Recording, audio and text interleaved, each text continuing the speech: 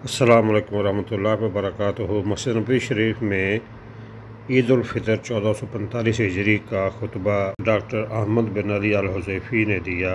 जिसका तर्जुमा doctor Naseem Saeed तैमी PhD scholar Medina university ने किया। इसे यूट्यूब चैनल दुनिया और दीन पर वीडियो की सूरत में पेश किया जा रहा है। अल्लाहु अकबर, अल्लाहु अकबर,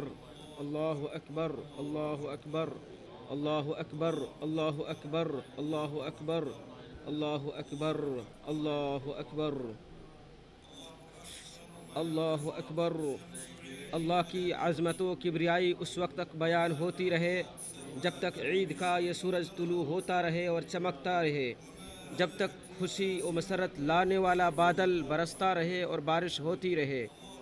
जब तक बिजलियाँ चमकती और कड़कती रहें, जब तक ऊद की खुशबुएँ महकती रहें, जब तक ऊद की टहनियाँ और पत्तियाँ तरोताज़ा रहें,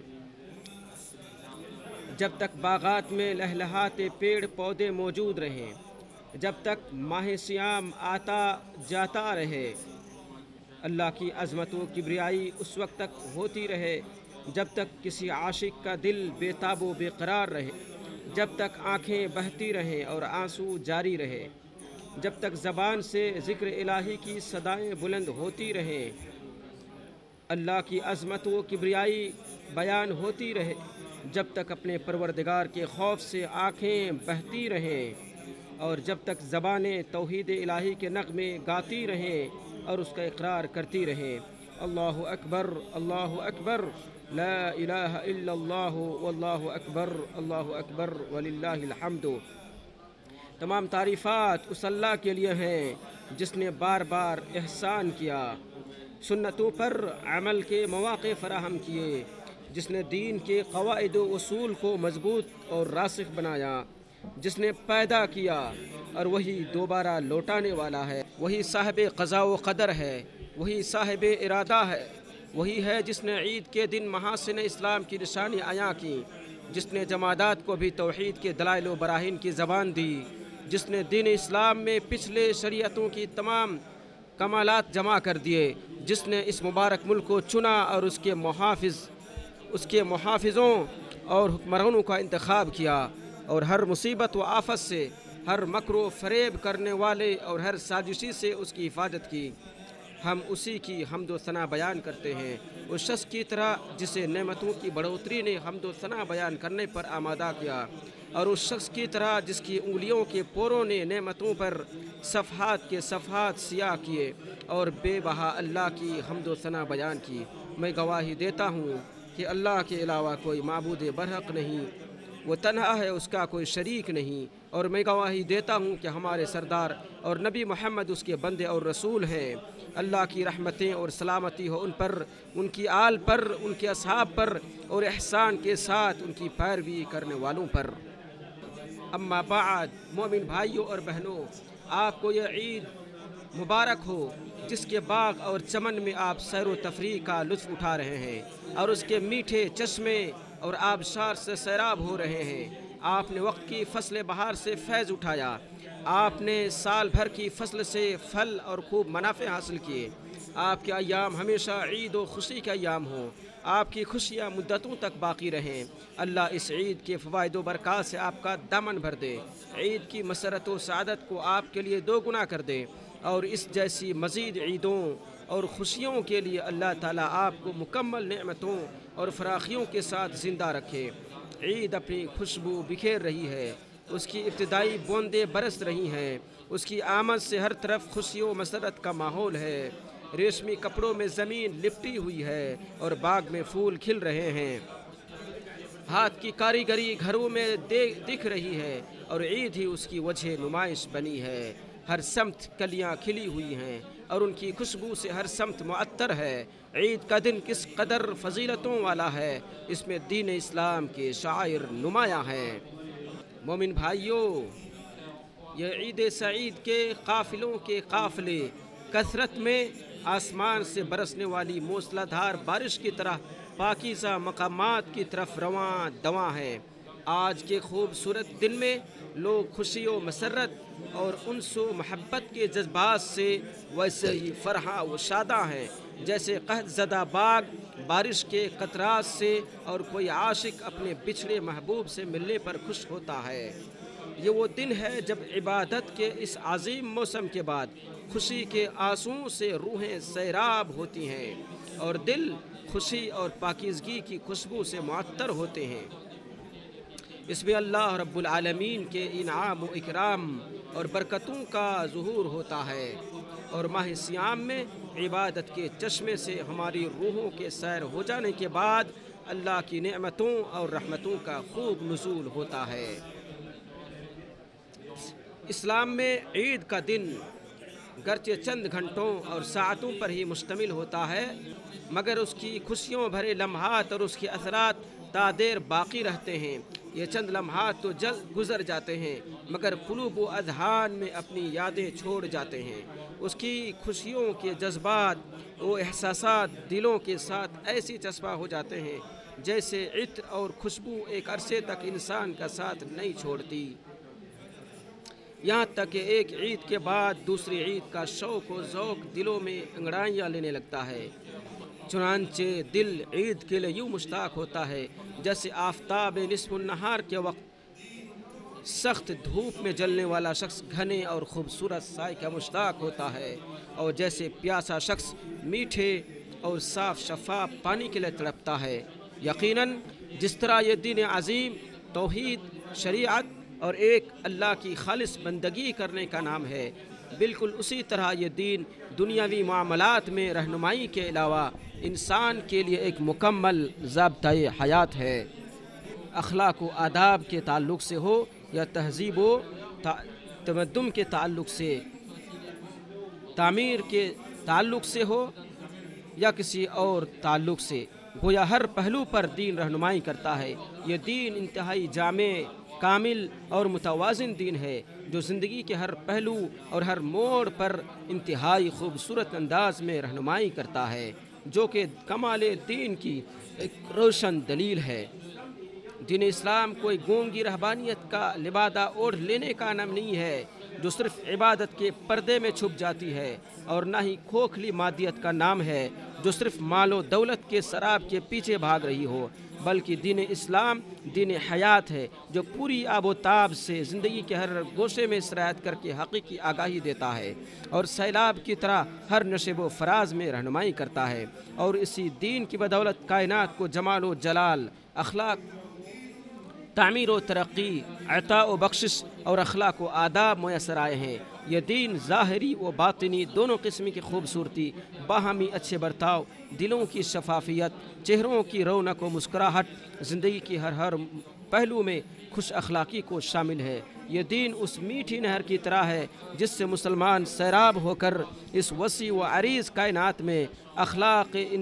تخلیق انسان سے جو اللہ کی مراد ہے اسے پورا کر سکتا ہے۔ ارشاد باری تعالیٰ ہے، اسی نے تم کو زمین سے پیدا کیا اور اس میں آباد کیا۔ انس رضی اللہ عنہ سے روایت ہے کہ رسول اللہ صلی اللہ علیہ وسلم جب مدینہ تشریف لائے تو زمانے جاہلیت سے ان کے یہاں 2 دن خاص چلے آ رہے تھے، تو آپ صلی اللہ علیہ وسلم نے فرمایا اللہ تعالیٰ نے ان دنوں کے بدلے میں تمہیں ان سے بہتر دن عطا کر دیے ہیں، یعنی عید الفطر اور عید الاضحیٰ۔ 2 عظیم عبادات کی ادائیگی کے بعد اور عبادت کے 2 بڑے موسموں کے اختتام پر اسلام میں عید مشروع قرار دی گئی ہے، تاکہ شارع علیہ السلام روح کی تہذیب و تربیت اور ایمانی سیرابی کے ساتھ ساتھ انسانی نفس کے لیے خوشگوار زندگی کی پرکیف فضاؤں سے لطف اندوز ہونے کا ایسا حسین امتزاج بنا دے جو شریعت ربانیہ کے کمال کو روشن اور واضح کر دے، جس سے شارع علیہ السلام کا مقصد انسانی نفس کو صرف مادی اور تعبدی مظاہر سے اٹھا کر انسانی کمالات کی بلندیوں تک پہنچانا ہے، اور ساتھ ہی ساتھ ظاہری و باطنی ہر لحاظ سے اس انوکھی انسانی مخلوق کے تقاضوں اور امنگوں کو پورا کرنا ہے۔ جو میں نے کہا آپ نے سنا، اور میں اللہ تعالیٰ سے اپنے لیے اور آپ سب کے لیے استغفار کرتا ہوں۔ اللہ سب سے بڑا ہے، اللہ سب سے بڑا ہے، اللہ کے سوا کوئی معبود برحق نہیں، اور اللہ تعالیٰ ہی سب سے بڑا ہے، اللہ ہی سب سے بڑا ہے، اللہ تعالیٰ ہی کے لیے سب طرح کی تعریفات ہیں۔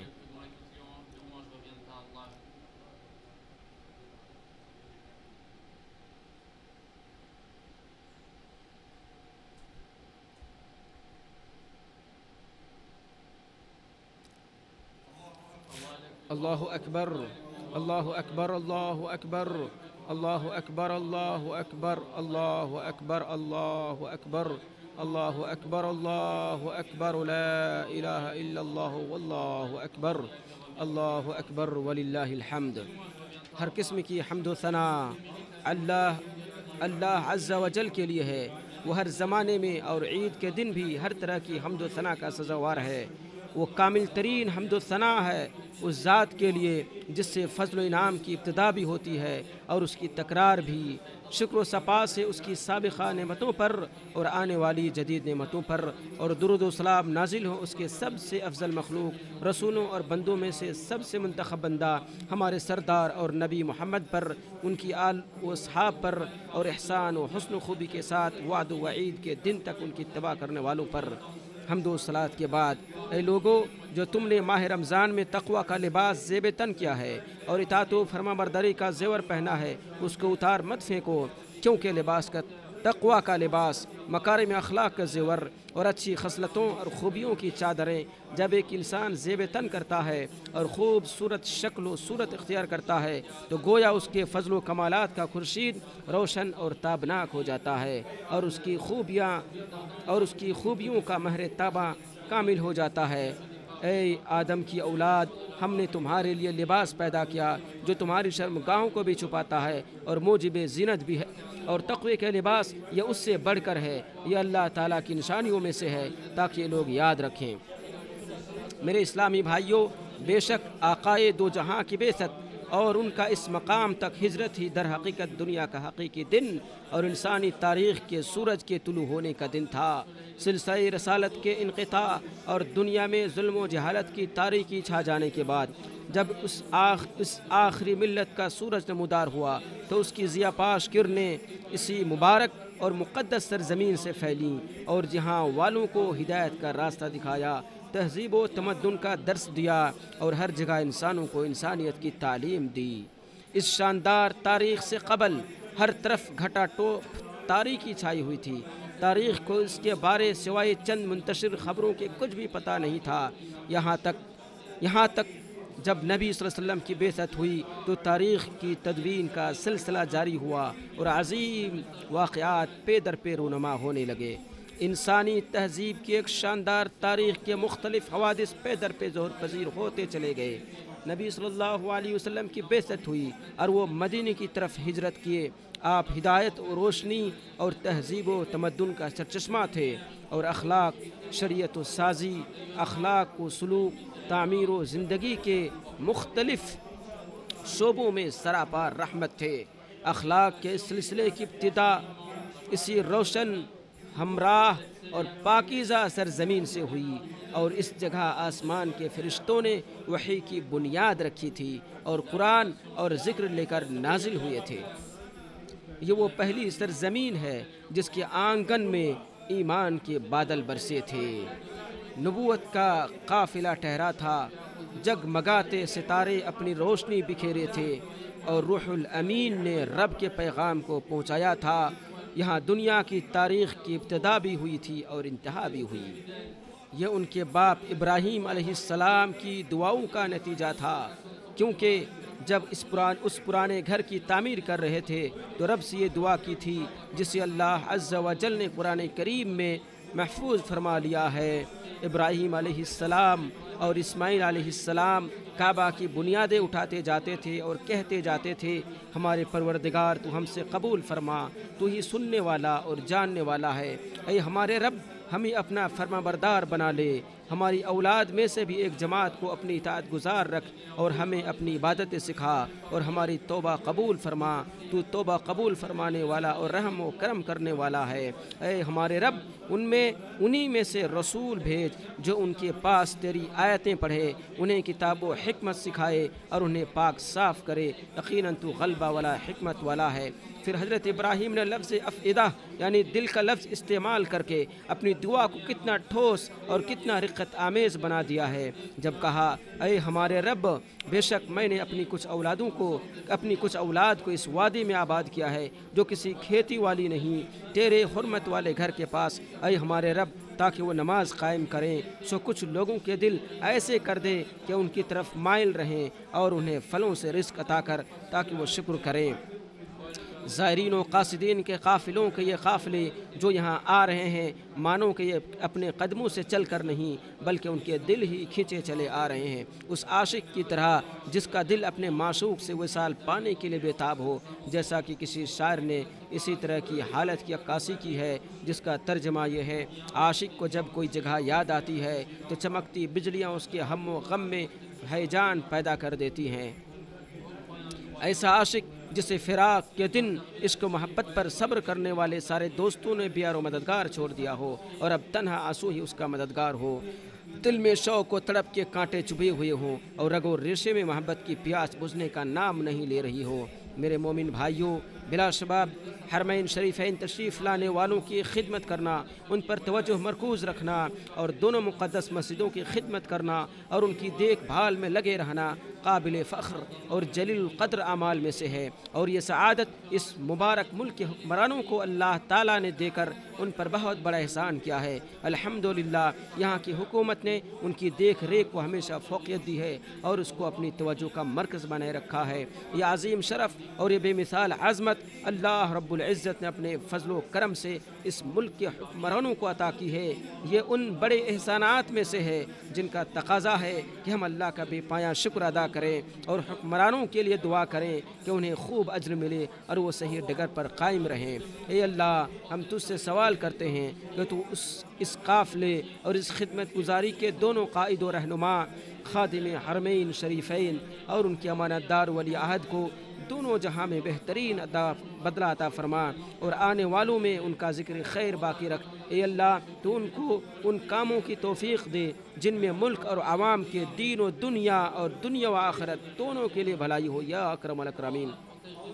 اے اللہ، تو اس ملک کو تمام طرح کے شرور و فتن سے محفوظ رکھ جس کی آگوش میں حرمین شریفین ہیں، جو مسلمانوں کے دلوں کی دھڑکن ہے اور جو ایمان کی آخری پناہ گاہ ہے۔ اے اللہ، تو یہاں کے علماء، ایمان و عقیدے اور یہاں کے مقدسات اور حرمت والی چیزوں کی حفاظت فرما، یہاں کے لشکروں اور سرحدوں کی حفاظت فرما، یہاں کے بزرگوں، نوجوانوں، مرد و خواتین نیز سیکورٹی اہلکاروں کو بھی اپنے حفظ و امان میں رکھ۔